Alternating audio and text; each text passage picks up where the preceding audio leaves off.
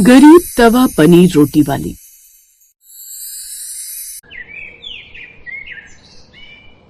यशोदा अपने 2 बेटे और अपनी 2 बहुओं के साथ रहा करती थी, लेकिन फिर भी उसकी किस्मत ज्यादा अच्छी नहीं थी।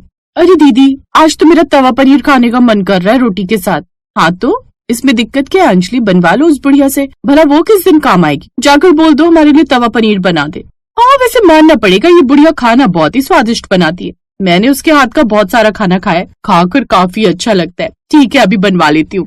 बुढ़िया, ओ बुढ़िया इधर आ।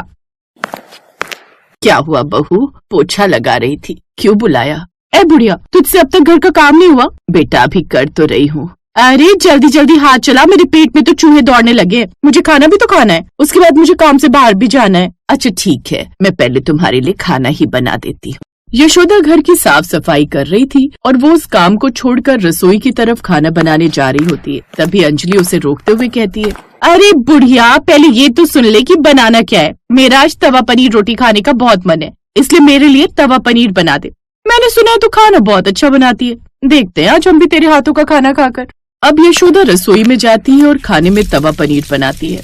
फिर वो खाना बनाकर सभी को खाना परोसती है। मैंने कहा था ना ये बहुत स्वादिष्ट खाना बनाती है, देखा सच में मजा ही आ जाएगा। हाँ दीदी, आपने तो सही कहा था, ये किसी रेस्टोरेंट के खाने से भी ज्यादा अच्छा लग रहा है, जैसे किसी 5 स्टार रेस्टोरेंट के शेफ ने बनाया है। दोनों बहुएं बड़े मजे से खाना खाती हैं और खाना खाने के बाद उससे कहती हैं, ए बुढ़िया, तू जल्दी से सारे बर्तन धो दे, हम बाहर जा रहे हैं। हाँ, मैं रात को आने में लेट भी हो सकता है, तो हमारे लिए खाना बना के रखियो। सास को घर का सारा काम करने का ऑर्डर देकर वहाँ से खुद तो आराम से बेफिक्र होकर बाहर घूमने और ऐश करने चली जाती है। हे भगवान, मैं क्या करूं, इस उम्र में भी मुझे काम करना पड़ रहा है। एक तो मेरे हाथों में इतना दर्द है। बेचारी यशोदा जैसे तैसे करके सारे बर्तन साफ कर लेती है। उसके बाद घर का सारा काम खत्म करके थोड़ी देर आराम करने के लिए लेट जाती है। इस तरह शाम हो जाती है। अजी आ गए आप? हाँ, खाना लगा दो। फिर कुछ देर बाद यशोदा सबके लिए रसोई से खाना लेकर आती है। बेटा तुम आ गए, आज का दिन कैसा रहा? क्या हम आए हुए नहीं दिख रहे आपको? यहाँ क्या हमारा भूतकाल है? अब अगर सवाल जवाब पूरे हो गए हैं तो हमारे लिए भी परोस दो, बहुत जोर की भूख लगी है। यशोदा चुप हो जाती है।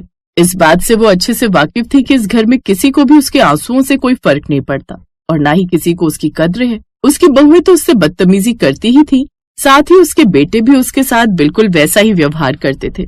इस बुढ़िया को कितनी बार कहा है कि जब ये बाहर से आए तो इनसे फालतू के सवाल जवाब मत किया करो, आते इनका मूड खराब मत किया करो। मैं तो बस अपने बच्चों से एक पल बात करना चाहती थी।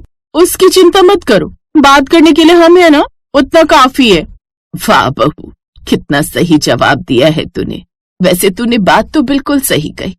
माँ बाप की जरूरत सिर्फ बचपन में होती है, जब तक बच्चों को नहाना खाना नहीं आता, और जैसे ही बच्चे बड़े हो जाते हैं और सब काम खुद करने लगते हैं, उन्हें माँ बाप की जरूरत नहीं होती।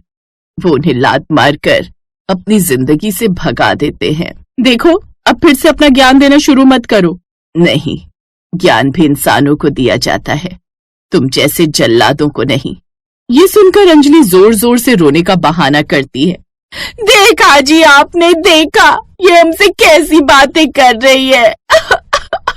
माँ, रुला दिया ना तुमने इस बेचारी को। अरे क्या तुमसे शांति से नहीं रहा जाता? क्यों हमारे हर रोज घर में झगड़ा करवाती हो? वाह बेटा, कितनी अच्छी बात कही है तूने। तुझे अपनी बीवी के मगरमच्छ के आंसू तो नजर आ गए, लेकिन अपनी माँ का दुख नजर नहीं आया। तुम लोग मेरे साथ इतने दिनों से कितना बुरा व्यवहार कर रहे हो। क्या मैंने कभी कुछ कहा? मैंने चुपचाप तुम्हारे सभी जुल्म सहे। जब से तुम्हारी पत्नी आई है, तुमने मुझसे ढंग से 2 घड़ी बैठकर बात तक नहीं की। अरे बात करना तो दूर की बात है, तुम्हें तो मेरी परवाह तक नहीं है। देखो बस बहुत हो गया, जाकर रसोई में काम करो। और तुम्हें इस घर में रख रहे हैं वही बहुत बड़ी बात है, वरना देखो दुनिया के बूढ़े बुढ़िया ऐसे रास्तों पर पड़े रहते हैं। वैसे तुझे शर्म तो नहीं आई होगी ये बात बोलने से पहले? अगर तेरे भैया भाभी तेरी माँ के साथ ऐसा व्यवहार करे तो तुझे कैसा लगेगा? अरे किसी की हिम्मत है हमारी माँ के साथ कोई ऐसा व्यवहार कर दे? देखा बेटा, सबको अपनी जान ही प्यारी होती है बस, लेकिन दूसरों की भावनाओं की कदर किसी को नहीं। लेकिन अब बस बहुत हुआ, मैं इस घर में और एक पल नहीं रहूंगी। तुम लोगों ने पहले ही मेरा बहुत फायदा उठा लिया। बचपन में बच्चों को पैसों की समय पर खाने की और उनके काम करवाने की जरूरत होती है, इसलिए माँ बाप तब उन्हें बुरा नहीं लगते। लेकिन जरूरत खत्म होने पर ही, फायदा खत्म होते ही माँ बाप को लात मार देते हैं। मैं अभी इसी वक्त इस घर को छोड़कर जा रही हूँ। जाओ जाओ, कहाँ जाओगी, हम भी देखते हैं। अरे इस घर में रहने के लिए छत और खाने के लिए खाना तो मिल रहा है कम से कम। भले ही अब दर दर भटकना पड़े, लेकिन तुम जैसी औलाद के पास कभी वापस नहीं आऊंगी। अब वो अपना कुछ जरूरत का सामान पैक करती है और वहां से चली जाती है। उसके चारों बेटे बहू उसे जाते हुए देख रहे थे, लेकिन मजाल जो किसी ने उसे एक बार भी जाने से रोका हो। अब वो बेचारी अपने बुढ़ापे में बिल्कुल अकेली हो गई थी और इस तरह सड़क पर अकेले इधर उधर भटक रही थी, वो भी भूखी प्यासी। एक रोज उसकी मौसेरी बहन उसे मिलती है। अरे यशोदा, तुम कहाँ जा रही हो और ये क्या हाल बना रखा है? अपनी मौसी की बेटी को देखकर यशोदा की आंखों में आंसू आ जाते हैं और वो उसे अपना सारा हाल सुना देती है, जिसे सुनकर विद्या भी भावुक हो जाती है। तुम चिंता मत करो यशोदा, कहते हैं ना भगवान सब देखता है। तुम एक काम करो, तुम मेरे साथ चलो। वो यशोदा को अपने साथ अपने घर ले आती है और फिर उसे खाना खिलाती है। तुम्हारे बच्चे कहाँ हैं विद्या? कुछ सालों पहले मेरे बेटे बहू ने भी मुझे घर से निकाल दिया था। ये बच्चे ऐसा ही करते हैं, जब इन्हें माँ बाप की जरूरत खत्म हो जाती है तो उन्हें लात मारकर अपनी जिंदगी से निकाल देते हैं। हाँ, लेकिन मुझे जब घर से निकाला तब मैं थोड़ी जवान थी और उस समय मेरे पास मेरी सोने की चेन थी। मैंने उसे बेचकर अपना छोटा सा काम खोल लिया। आज मैं खुद कमाती हूँ और खुद खाती हूँ। अब मुझे कल के पैदा हुए बच्चों की बातें सुननी नहीं पड़ती, वरना उनके साथ रहते हुए मुझे एक रोटी के लिए भी 10 बातें सुननी पड़ती थी। तुम चिंता मत करो, अब हम दोनों बहनें मिलकर एक साथ अपनी जिंदगी बिताएंगे। शुक्र है अब मुझे अकेले नहीं रहना पड़ेगा। अब मेरे साथ कोई है जिससे मैं अपने दिल की बातें कह सकती हूँ। हाँ, वैसे भी हम दोनों अपनी शादी के बाद कभी नहीं मिले। अब हम एक दूसरे से बहुत सारी बातें करेंगे। दोनों बहनों को एक दूसरे का साथ मिल जाता है। फिर अगले दिन सुबह सुबह मैं अपना ठेला लेकर पकौड़े बेचने जा रही हूँ। अच्छा, मैं कह रही थी क्या मैं भी ये काम शुरू करूँ? इससे हम दोनों की ही मदद भी हो जाएगी और दोनों को एक दूसरे का सहारा मिलेगा। हाँ जरूर, क्या तुम भी पकौड़े बनाकर बेचोगी? नहीं, मुझे पकौड़े तो अच्छे नहीं बनाने आते, लेकिन हाँ, मेरे हाथ का बना तवा पनीर सभी को बहुत पसंद आता है। हाँ, मुझे आज भी उसका स्वाद याद है। तुमसे बेहतर तवा पनीर कोई नहीं बना सकता। वाकई वो बहुत स्वादिष्ट होता है। तुम उसे बनाकर बहुत मुनाफा कमा सकती हो। इस तरह दोनों बहनें एक ही ठेले पर पकौड़े और तवा पनीर बनाकर बेचती, जिससे उन्हें बहुत मुनाफा होता है। अब उनकी आर्थिक स्थिति भी काफी ठीक हो गई थी। उन दोनों का ठेला काफी मशहूर था।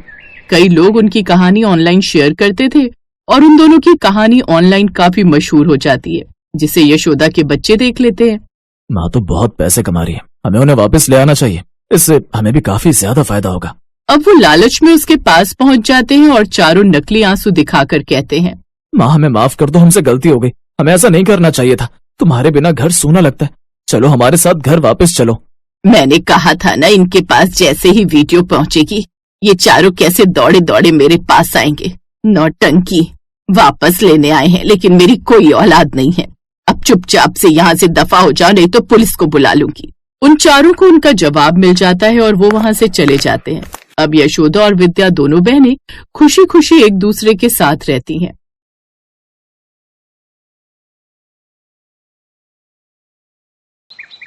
आज नेहा को देखने के लिए लड़के वाले आए हुए थे। नेहा किचन में खाना बना रही थी। ये रहे 200 ग्राम मशरूम, 1 कप हरी मटर, 2 प्याज बारीक कटे हुए, 2 टमाटर बारीक कटे हुए, 2 हरी मिर्च बारीक कटी हुई, 1 चम्मच अदरक लहसुन का पेस्ट, आधा चम्मच हल्दी पाउडर, 1 चम्मच धनिया पाउडर, आधा चम्मच लाल मिर्च पाउडर, आधा चम्मच गरम मसाला, आधा चम्मच जीरा, 2 टेबलस्पून तेल, नमक स्वादानुसार और ये रहा हरा धनिया सजाने के लिए। इतने में उसकी माँ ने बाहर से आवाज लगाई, अरे नेहा, और कितना टाइम लगेगा? जल्दी से खाना ले आओ, लड़के वाले इंतजार कर रहे हैं। माँ उन लोगों से कह दो थोड़ी देर इंतजार करें, मेरे हाथों में मशीन नहीं लगी है। होने वाली देवरानी जी तो बहुत बदतमीज है, हमें ये रिश्ता करना ही नहीं है। बहू तुम सही कह रही हो, अभी से ये हाल है तो शादी के बाद क्या होगा। माफ कीजिएगा, मेरी बेटी थोड़ी बड़बोली है लेकिन दिल की बहुत अच्छी है। खैर भाई, दूसरी तरफ नेहा मटर मशरूम बनाने लगी। चलो, अब कढ़ाई में तेल गर्म हो चुका है, इसमें ये डाला मैंने थोड़ा सा जीरा, इसमें थोड़े बारीक कटे हुए प्याज डाल देती हूँ। प्याज का रंग पूरा हो चुका है। अब इसमें लहसुन और अदरक का पेस्ट डाल देती हूँ। अब इसमें टमाटर और कुछ गरम मसाले डाल देती हूँ। जब तक ये पक रहा है तब तक मटर के पराठे बनाने के लिए आटा गूंथ लेती हूँ। अरे एक मिनट, वो जड़ी बूटी डालना तो भूल ही गई। नेहा ने एक पुड़िया से कोई जड़ी बूटी निकाली और वो भी मटर मशरूम की सब्जी में डाल दी। तो इस तरह 10-15 मिनट के बाद मटर मशरूम और मटर के पराठे दोनों बनकर तैयार हो गए, जिन्हें लेकर वो बाहर आ गई। लगता है आप लोग मुझे देखने नहीं बल्कि खाना खाने आए हो। अभी तक बैठे हुए हो? सासू माँ, आप क्या बेइज्जती करवाने के बाद ही चलोगी? चलो यहाँ से। अचानक मटर मशरूम की महक से एक बार फिर से सब लोग वहीं बैठ गए। खुशबू तो बहुत अच्छी आ रही है, खाना खाकर ही चलते हैं। सभी लोगों ने एक बार खाना खाना शुरू किया तो रुके ही नहीं। नेहा, तुम बोलती चाहे जैसा हो, लेकिन खाना तो बहुत अच्छा बनाती हो। मटर मशरूम की ऐसी सब्जी हमने आज तक खाए ही नहीं। वो सब तो ठीक है, लेकिन इसके बोलने का ढंग हमें पसंद नहीं आया बहन जी। आप अपनी बेटी के लिए इसके जैसा ही बड़बोला लड़का ढूंढ लीजिएगा। हम चलते हैं। नेहा की माँ उन लोगों को रोकती रही, लेकिन वो लोग नहीं रुके और वापस लौट गए। अब उसकी माँ परेशान हो गई। माँ का परेशान चेहरा देखकर नेहा बोली, माँ तुम टेंशन ना लो, देखना ये लोग जल्द आएंगे रिश्ता लेकर। खैर ऐसे ही कई दिन बीत गए, लेकिन वो लोग रिश्ता लेकर दोबारा नहीं आए। फिर एक दिन, अब तो मुझसे बर्दाश्त नहीं हो रहा है, मैं जा रही हूँ नेहा बहू को लाने। सासू माँ, आपने बिल्कुल सही कहा। वो बोलने में भले ही ठीक नहीं थी, मटर मशरूम बहुत अच्छा बनाती है। ऐसा लग रहा है बार बार वो मटर मशरूम हमें अपनी तरफ खींच रहा है। एक हफ्ते से मैं अभी मटर मशरूम बनाने की कोशिश कर रही हूँ, लेकिन उतना स्वादिष्ट बन ही नहीं रहा है। शाम को वो लोग एक बार फिर से नेहा के घर पहुँच गए और इस बार उन लोगों ने रिश्ता बिल्कुल पक्का कर दिया। बहन जी, हमने बहुत सोचा, फिर पता लगा कि मैं भी तो अपनी जवानी में नेहा बिटिया से ज्यादा बोलती थी, लेकिन इसका मतलब ये तो नहीं कि मैं दिल की बुरी हूँ। अब हम ज्यादा इंतजार नहीं कर सकते, एक हफ्ते के अंदर ही शादी कर लेते हैं।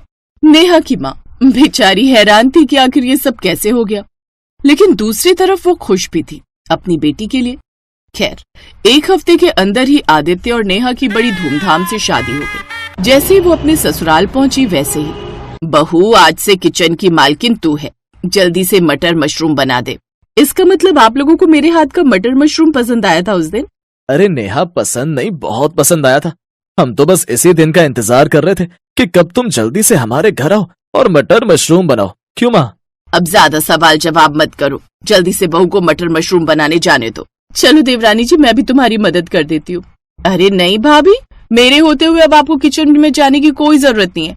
खाना बनाने की जिम्मेदारी सिर्फ मेरी है। देखा बड़ी बहू, तुम तो अपनी देवरानी को बदतमीज कह रही थी, पर ये तो तुम्हारे बारे में ही सोचने लगी। माँ जी, बिल्कुल सही कहा आपने।